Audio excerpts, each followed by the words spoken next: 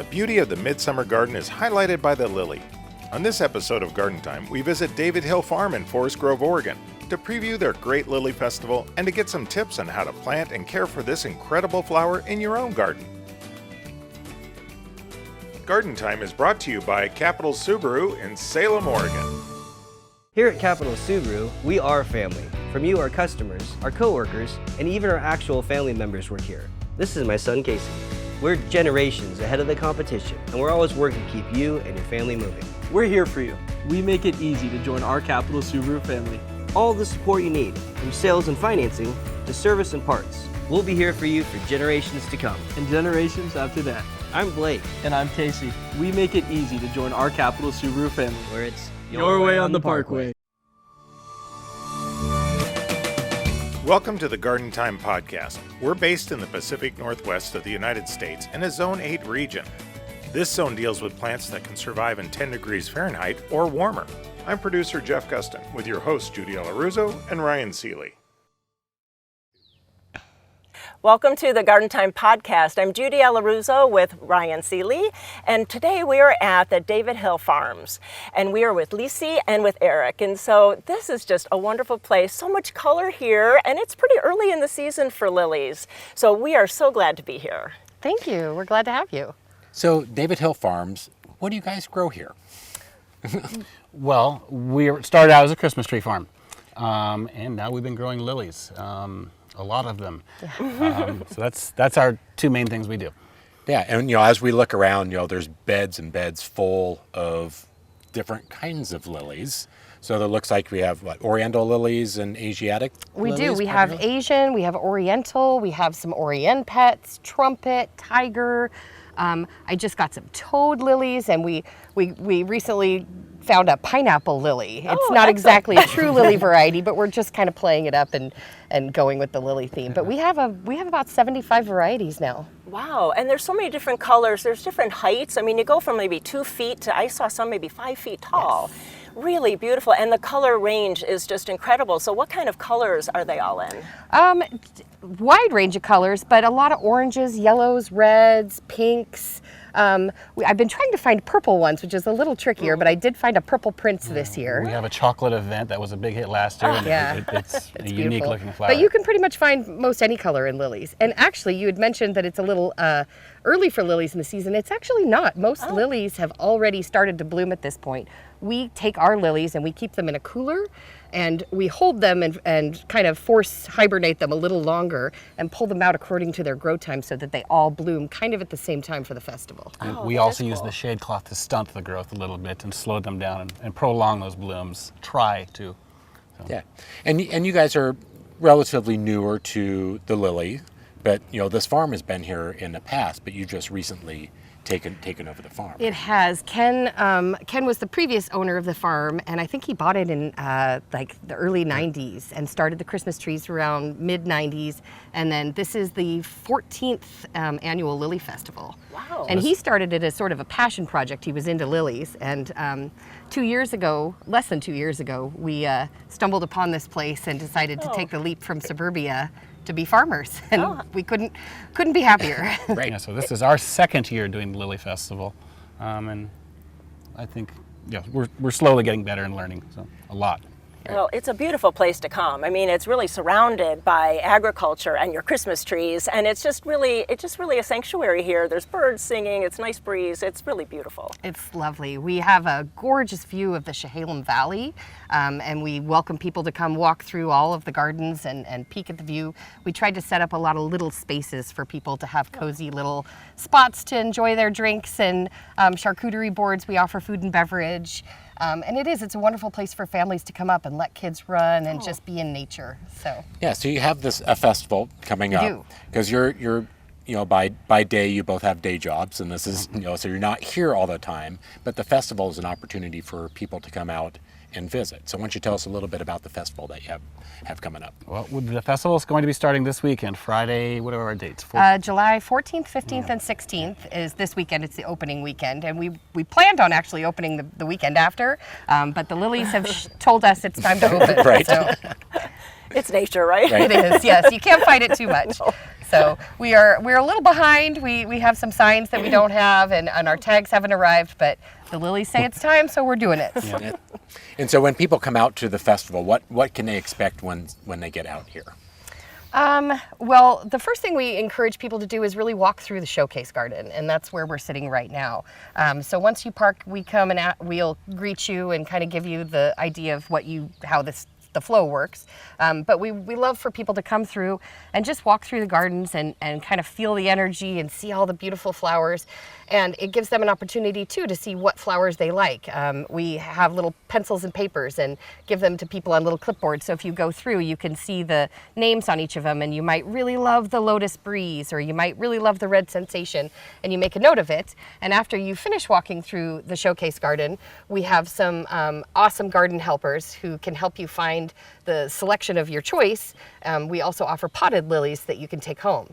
And we strategically plant those a little bit later than the showcase garden. So in theory, you take them home and put them in your bed, and then they'll bloom for you within the next few weeks. Enjoy that bloom this year. Yeah. Right, because you don't, you want to enjoy it. Yeah, you want to take sometimes them home. you don't need to go buy a bloomed Otherwise, out you're waiting a year, right? lily, which is kind of a nice benefit. And we do also offer bulbs. Ken, the previous owner, he had a really prolific bulb propagation system going, and we're trying to keep up on it, but it's hard with our day jobs. But this year we will be taking pre-orders for bulbs for next year, which we didn't last year. But to take some home, I mean, that's every gardener's dream, is to take something home. So Exactly. And we offer other things too. We started a dahlia bed this year, and so we have some potted dahlias for sale. We have liatris. A lot of hanging baskets. Some general perennials.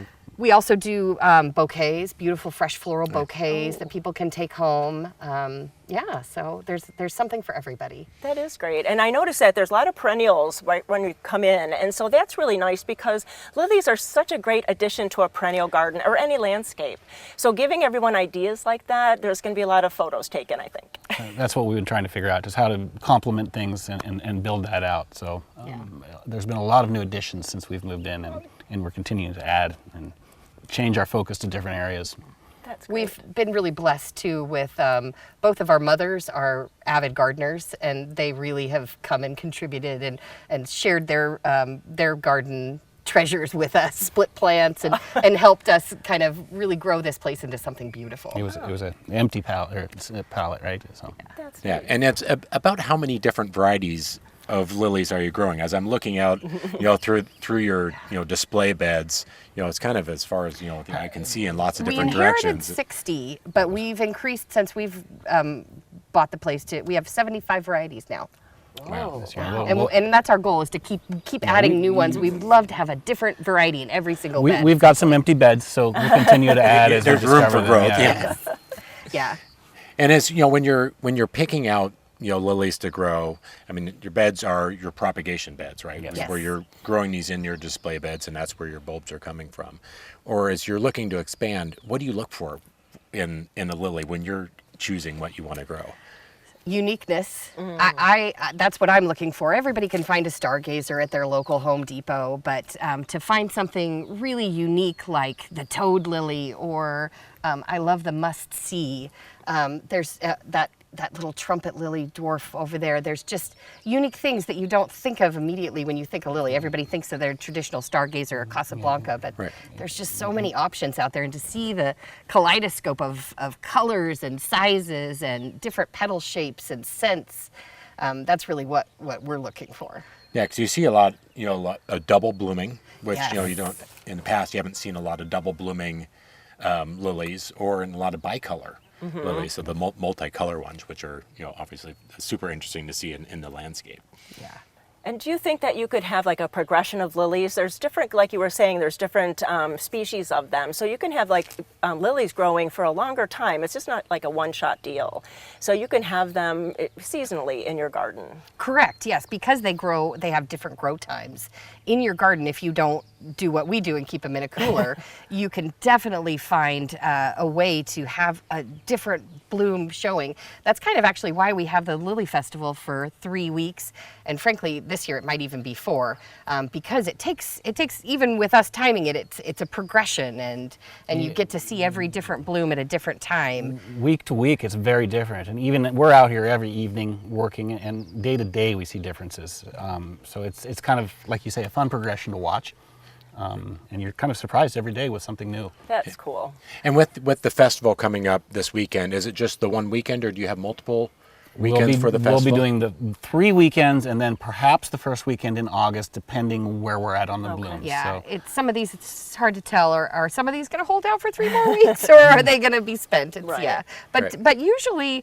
Last year we did it for 3 weeks, and the week after we looked at each other and we were like, we could have kept open. Sure. It's so Yeah. beautiful. Right. So we did have a lot of we had some garden parties and things like that to allow people in to take advantage of it, because we don't want to keep all this to ourselves. It's so beautiful. That's generous of you. And so people that want to come out to the festival, where's the best place for them to get the information? For Definitely davidhillfarm.com is our website. Okay. But we also do a lot of advertising on Facebook, and we have a pretty solid presence there. So find us on Facebook at David Hill Farm.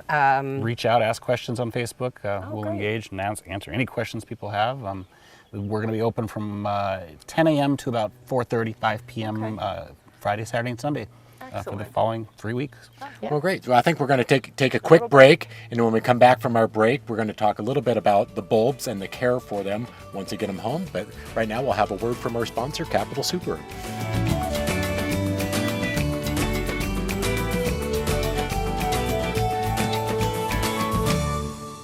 Here at Capital Subaru, we are family. From you, our customers, our coworkers, and even our actual family members work here. This is my son, Casey.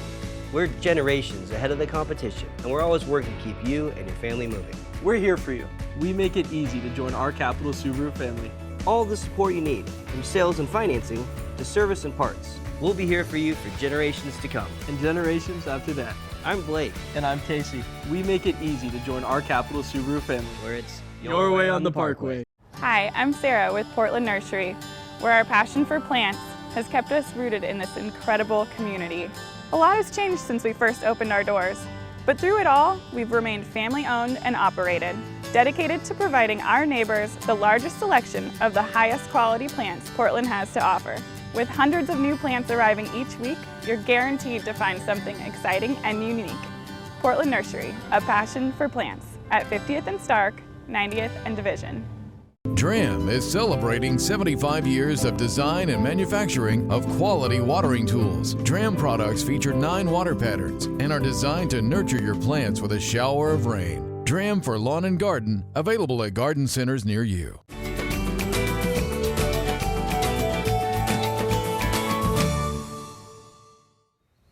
Welcome back to the Garden Time Podcast.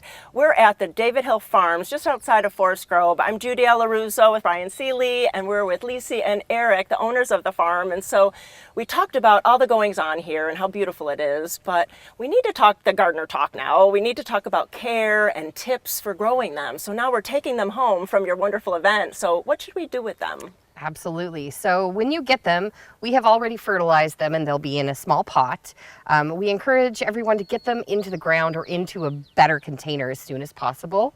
The bulb will not do well if you leave it in the little plastic pot over the winter. So once you get it into the ground, it's pretty easy to tell where to dig it once you've got the pot. But if you're planting a bulb, you want to go about 8 inches under the ground, depending on the size of the bulb.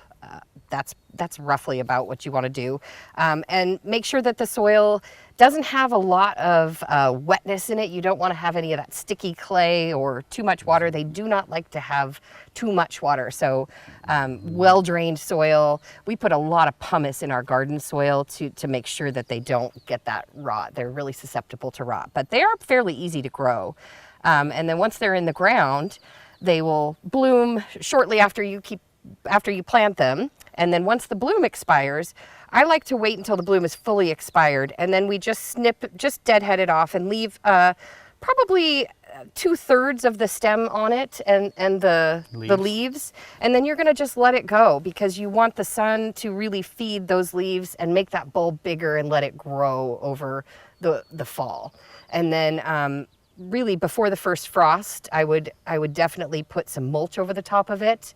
Make sure it's nicely covered for the winter, and they should last unless it's in a too wet of an area. That should last and get bigger every year. A lot of people dig theirs up as well and store them. It's just a personal choice. It depends on your soil. Yeah, it's not necessary. It's not necessary, but they're very hardy and they're really easy to grow. So lilies, lilies are a lot like, if you're not familiar with them, lilies are a lot like tulips. So it's the same kind of aftercare. You want to take off the flower head and let them die down. So Yes. I think that there's like no fear here, because almost everybody has done lily, or not. Maybe they've not done lilies, but they've done tulips. So they Definitely. would know how to do that. Yes. And then obviously, like once the leaves are all brown and yucky, then I usually cut it down at the base about 2 inches from the soil. But I wait until all the leaves have fully expired. It is late fall by the time we're doing that, November even. Yeah. So. And then most people should leave them in the ground. That's the best thing for them. But for our purposes, because we store them in the cooler, we pull ours. And our propagation. So. Yeah, we end up pulling ours usually November, is right before the first frost if we can. Yeah. And then for people that haven't grown lilies before, or maybe intimidated by them, where's the best place in the yard? Are they a sunny plant, a shady plant? You have shade cloth around yours, so can they take a partial shady situation? We do. They can. Most varieties can take partial shade. They will grow a little slower, and the bloom will last a little longer. They do like full sun, and they want about 6 to 8 hours of full sun a day. And ours actually, because this is such a hot spot, the sun beats down on our showcase garden. So really, even through this fabric, they're still getting a considerable amount of light. Yeah. In soil prep, you talked about planting them in a good, kind of a pumicey, well drained soil. Do you need to use like any sort of, you have fertilizer in there, but a root starter fertilizer or bulb food when you plant, or is that we necessary? do not. We just use really good soil, and we fertilize 2 times. We fertilize right when the lilies are probably 6 inches out of the ground. Just starting to sprout.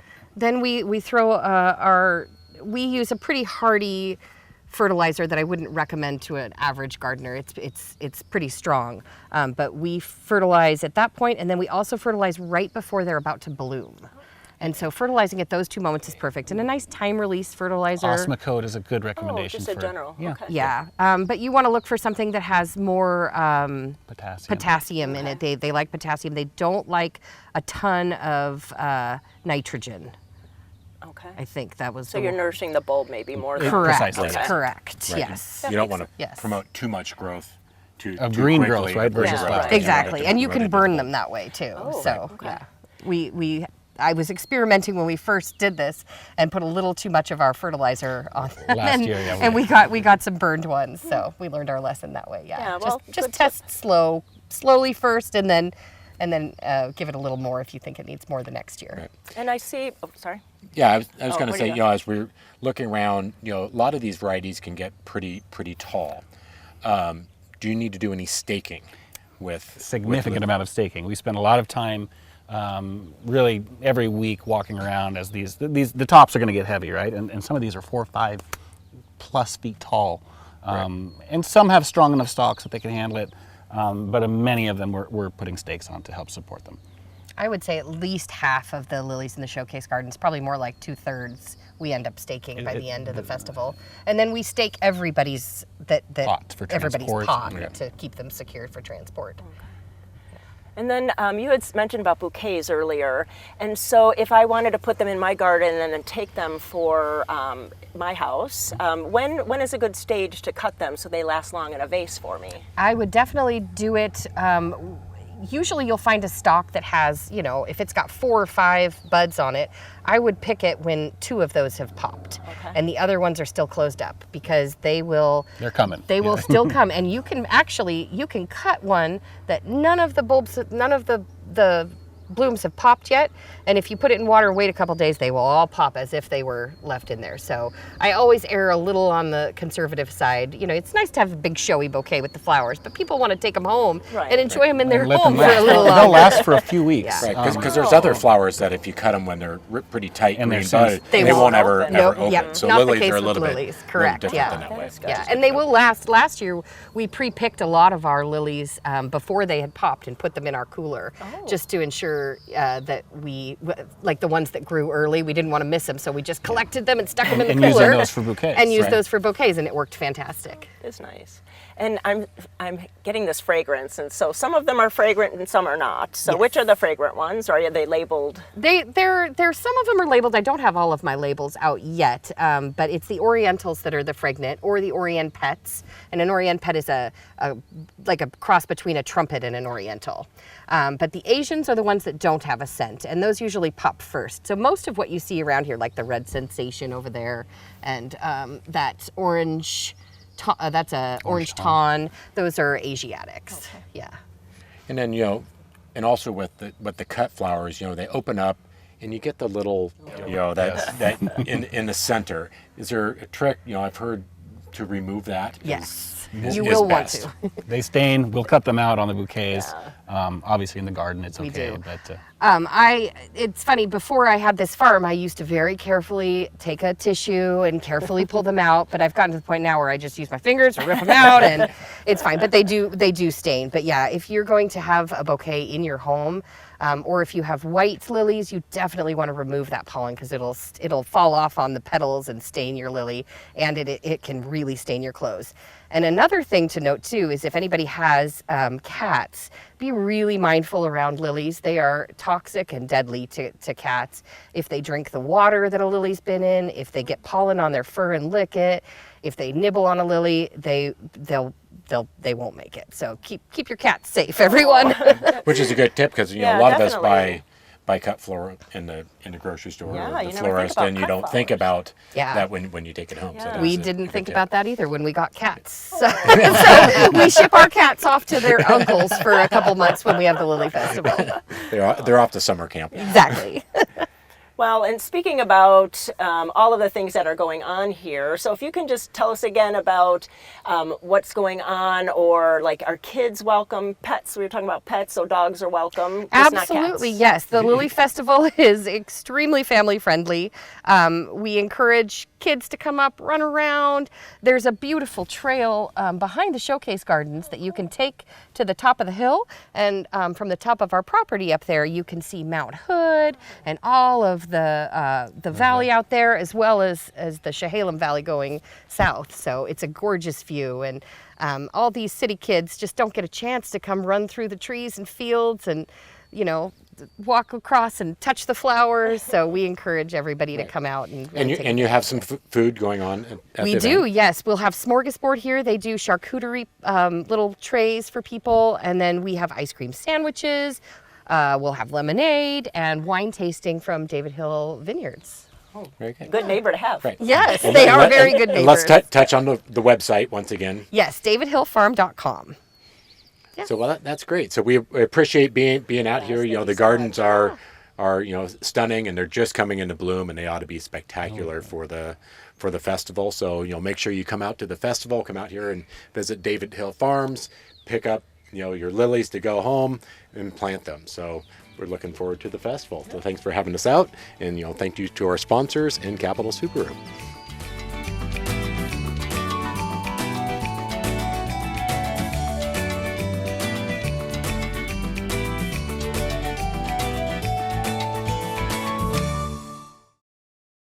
For 75 years, Al's Garden and Home has been a favorite destination of local gardeners. Starting in a small roadside fruit stand off of 99E in Woodburn by Al Biggie, Al's has grown to 4 retail locations in the Portland metro area that also includes a huge growing operation near Hubbard.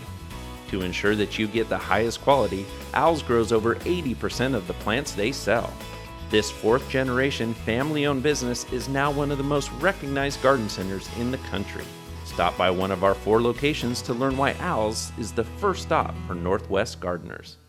DRAM is celebrating 75 years of design and manufacturing of quality watering tools. DRAM products feature 9 water patterns and are designed to nurture your plants with a shower of rain. DRAM for lawn and garden, available at garden centers near you. Here at Capital Subaru, we are family. From you, our customers, our coworkers, and even our actual family members work here. This is my son, Casey.